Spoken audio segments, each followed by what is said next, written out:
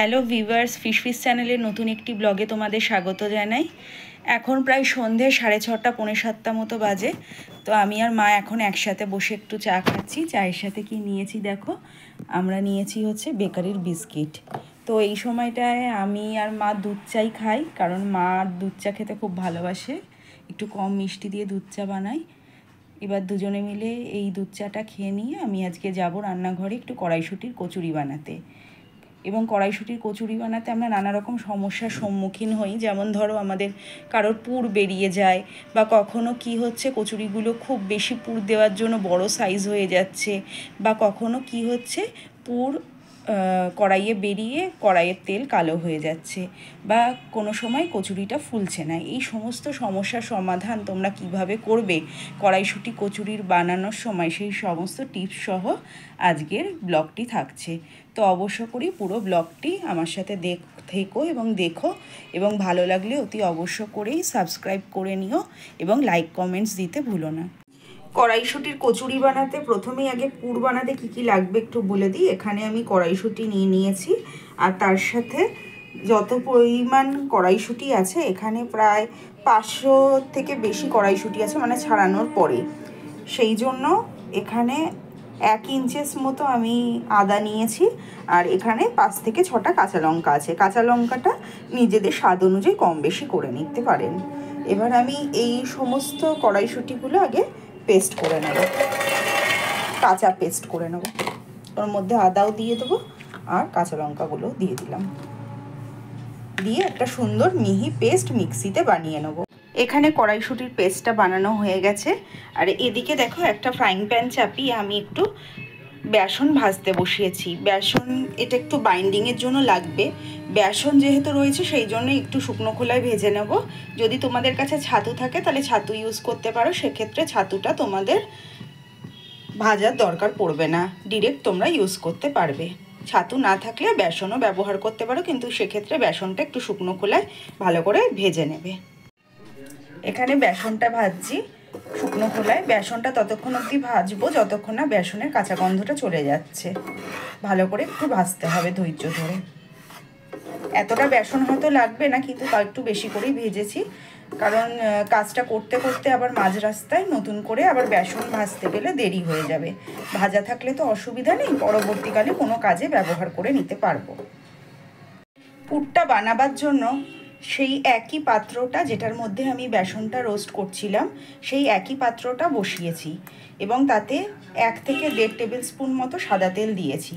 এবার সবথেকে ইম্পর্টেন্ট কথা হচ্ছে, দেখো আমি কিন্তু একটা ফ্ল্যাট মানে সমান একটা কড়াই বা পাত্র ইউজ করছি এই পুরটা তৈরি করার জন্য। তোমরাও চেষ্টা করবে যতটা ফ্ল্যাট একটা পাত্রের মধ্যে নেওয়ার পুর বানানোর সময়, যাতে পুরের সমস্ত অংশটা সমানভাবে তাপটা পায়। কারণ অনেক সময় কড়াইতে এটা করলে কি হয়, এক পাশটা একটু বেশি ভাজা হয়ে যায় বা পুড়ে ওঠে বা একটু কালচে কালচে হয়ে যায়, আর আরেকটা পাশটা সবুজ সবুজ থেকে যায়। তো যাতে পুরো পুরটা সুন্দরভাবে একই রকমভাবে জাল হয়, সেই জন্য এরকম একটু ফ্ল্যাট সারফেসের কিছু নেবে পুরটা তৈরি করার সময়। যাই হোক, কথা বলতে বলতে তেলটা গরম হয়ে গেছে। এইবারে আমি প্রথমে তেলের মধ্যে ওই কড়াইশুঁটি পেস্টটা দিয়ে দেবো।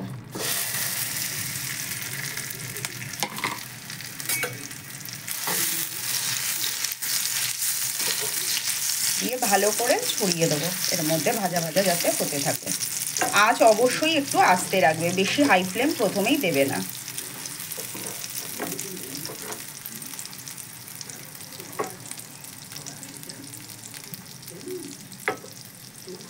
এর মধ্যে আমি দিয়ে দেবো পরিমাণ মতো নুন আর চিনি। প্রথমে একটু চিনি দিচ্ছি, খুব অল্পই চিনি দেবো, বেশি চিনি দিলে ভাল লাগবে না। তোমরা চিনিটা স্কিপও করতে পারো।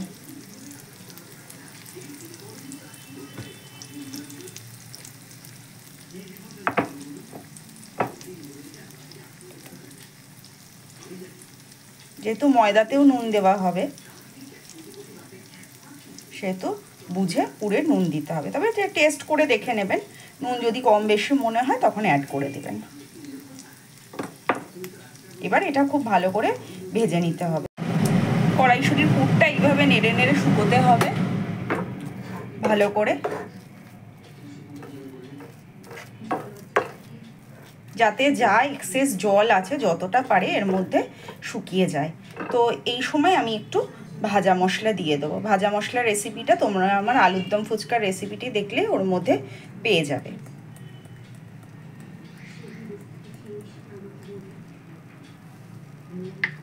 এটা দিয়েও ভালো করে মিক্স করে নেব আমি।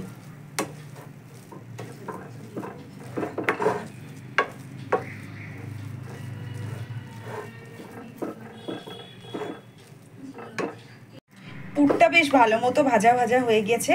কি করে বুঝতে পারছি, প্রথমে আমি হাতে নিয়ে এরকম করে দেখব, ঠিক আছে? একটু হাতে নিয়ে দেখো, এরকম করে গোল একটা ছোট্ট পাক করছি।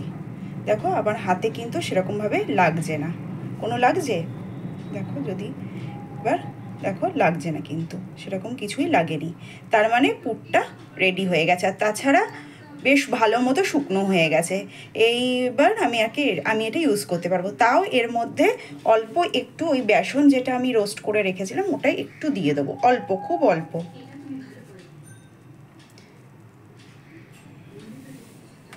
যাতে যেটুকুনিও বা স্টিকি ভাব আছে সেটা চলে যায়। আর এটা ভালো করে আমি এর সাথে মিশিয়ে নেব।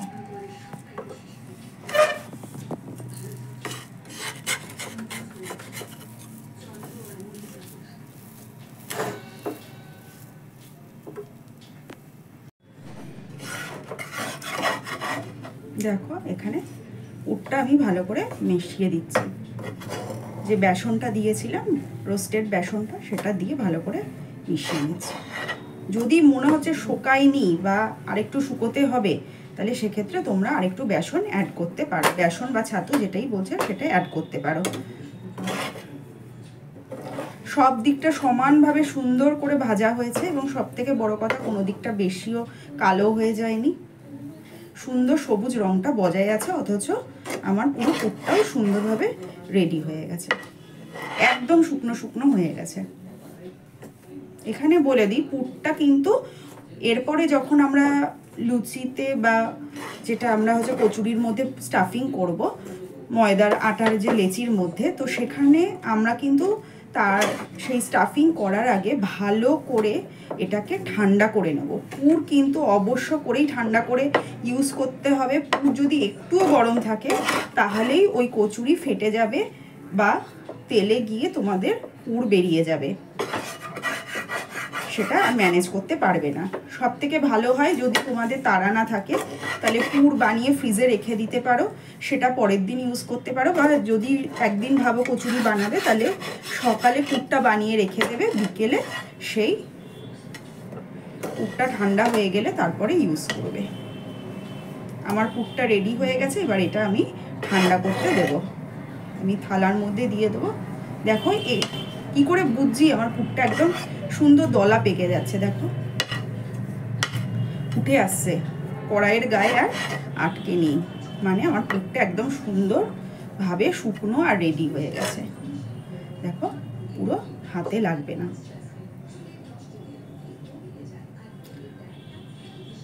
দেখো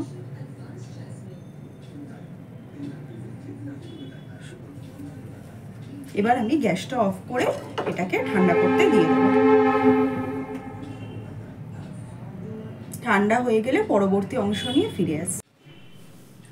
পুরটা একদম ঠান্ডা হয়ে গেছে। এবার এই পুরটাকে ভালো করে হাত দিয়ে এরকমভাবে চটকে নেব, চটকে মেখে নেব, যাতে যেটুকুনি লামস বা কিছু আছে সেটা যেন একদম মিশে যায়। আর এইদিকে দেখো আমি ততক্ষণে ময়দাটাকে মেখে এরকম লেচি, ছোট ছোট লেচি বানিয়ে নিয়েছি। এবার ময়দা মাখার মধ্যে যেটা আমি বলবো, যে আমি যেটা করি 3 কাপ ময়দা দিলে 1 কাপ আটা দিই, তাতে ভালো হয় কচুরিটা। তোমরা যদি চাও পুরো ময়দাতেও করতে পারো বা পুরো আটাতেও করতে পারো বা এভাবেও মেখে করতে পারো। ময়দাটা মেখে একটু কিছুক্ষণ রেখে দিও, আধ ঘন্টা মতো। নর্মাল লুচির মতো ময়দা মাখলেই হয়ে যাবে, কোনো এক্সেস কিছু অ্যাড করার দরকার নেই। নর্মাল লুচির মতো করেই তোমরা একটু ময়াম দেবে, অল্প একটু সাদা তেল আর নুন দিয়ে, অল্প মিষ্টি যদি কেউ দাও নাহলে একটু গরম জল দিয়ে মেখে নিলে রেডি হয়ে যাবে। এগুলো আমি মোটামুটি ছোট ছোট লেচি কেটেছি, খুব বড় লেচি কাটিনি। এইগুলোর মধ্যে স্টাফিংটা করব।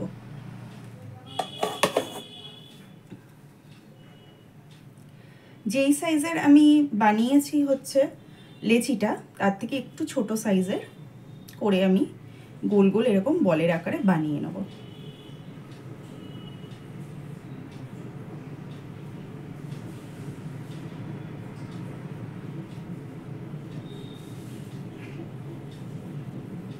ঠিক আছে, কি সুন্দর শুকনো হয়েছে, কোনো হাতেও লাগবে না, কিচ্ছু না। এরকম নাড়ুর মতো গোল গোল করে পুরো রেডি করে নেবো। আমি যতগুলো এখন কচুরি ভাজবো সেই কচুরির মাপে আমি এখন 15-16টা মতো কচুরি করব। তো 15-16টা কচুরির মাপে এরকম করে আমি পুরগুলো গোল গোল করে করে নেবো, তারপরে আমি স্টাফ করব। দেখো সুন্দর করে এই কড়াইশুঁটিগুলো এরকম ছোট ছোট দলার মতো বানিয়ে নিয়েছি। এইবারে লেচি নেব।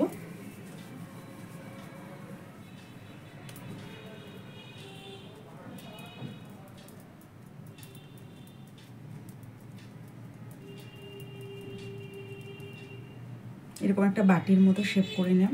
যতটা তোমরা যেরকমভাবে একটু গভীর করতে পারো করে নেবে, তোমাদের যেরকম সুবিধা হয়। এইবারে একটা বল দিয়ে দেবো, মানে কড়াইশুঁটি পুর।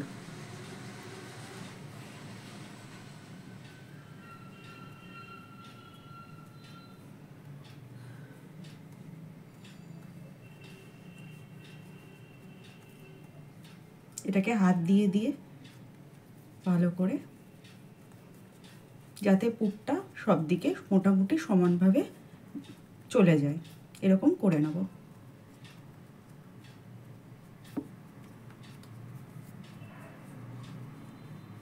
তো রেডি হয়ে গেল। এরকম করে সবগুলো তৈরি করে নিতে হবে। দেখো সবগুলোই পুর ভরা হয়ে গেছে। এবং সবথেকে ভালো বিষয় হচ্ছে, দেখো অনেক সময় পুর ভরতে গিয়ে কি হচ্ছে, যতই তোমরা শুকনো পুর বানাও না কেন, পুর ভরতে গিয়েও কি হয়, হাতে যখন পুরটা লেগে যায় তখন এই মুখটা বন্ধ করতে গিয়ে এই বাইরের দিকটাতে একটু সবুজ সবুজ ভাব হয়ে যায়। কিন্তু আমার পুরটা এতটাই শুকনো হয়েছে যে একটা লেচিরও বাইরের দিকে কি হয়নি, দেখো সবুজ হয়ে যায়নি। সবগুলো চেক করলে সেম একই পাবে তোমরা। সুতরাং পুরটাই হচ্ছে সব থেকে ইম্পর্টেন্ট। তো যাই হোক, সবগুলোর মধ্যেই পুর ভরে নিয়েছি সবকটা লেচির মধ্যে, এবং হালকা হালকা উপর দিয়ে একটু তেল লাগিয়ে দিয়েছি, সাদা তেল দিয়ে। এরকম একটা কাপড় দিয়ে আমি কিছুক্ষণের জন্য 15 মিনিট মতো এগুলোকে একটু রেস্ট করতে দেবো, তারপরে বেলে ভাজবো। এবার আমি বেলা শুরু করবো। বেলার সময় সাইডের দিকে চাপ দেবে, মাঝখানটা বেশি চাপ দেবে না।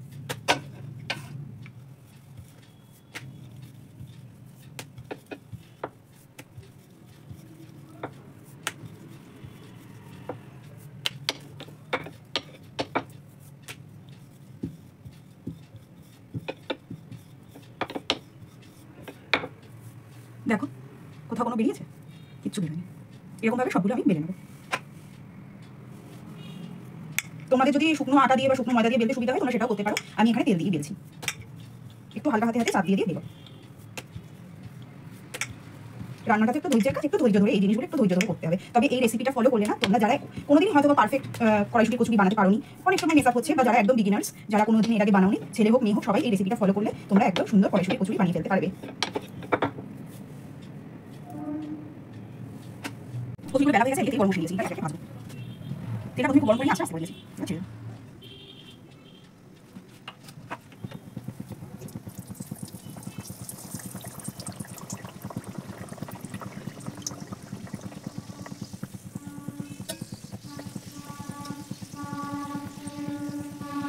হালকা করে টেস্ট করতে হবে তেলের মধ্যে। দেখো আস্তে আস্তে খুব সুন্দরভাবে ফুলে উঠলো, ব্রাউন হলো।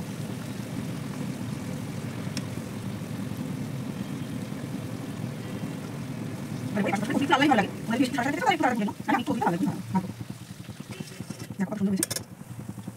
ভালো করে তেলটা ছাড়িয়ে দিলাম। বাস এইভাবে সবগুলো একটা ভেজে নাও।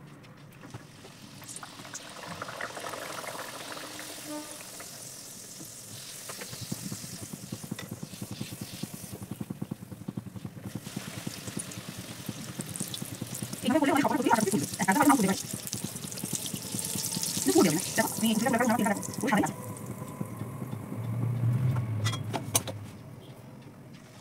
এইভাবে সকাল কচুরি ভেজে নিই, তরকারির সাথে পরিবেশন করি। এখানে আমি গরম গরম কচুরি, আর আমি আলুর দম বানাইনি, আমি এখানে আজকে কড়াইশুঁটি আলুর তরকারি বানিয়েছি।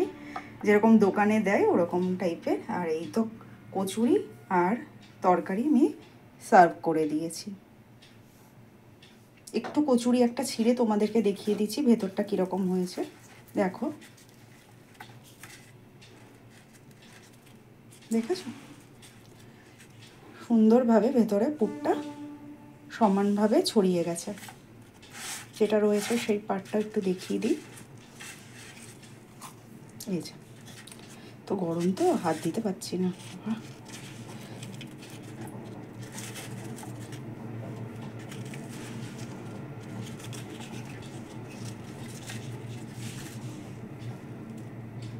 এরকম করে বানাও, আমি তোমাদেরকে বলছি তোমরা সবাই খুব ভালোভাবেই বানাতে পারবে, কোনো অসুবিধা হবে না, সুন্দরভাবে তৈরি করে নিতে পারবে।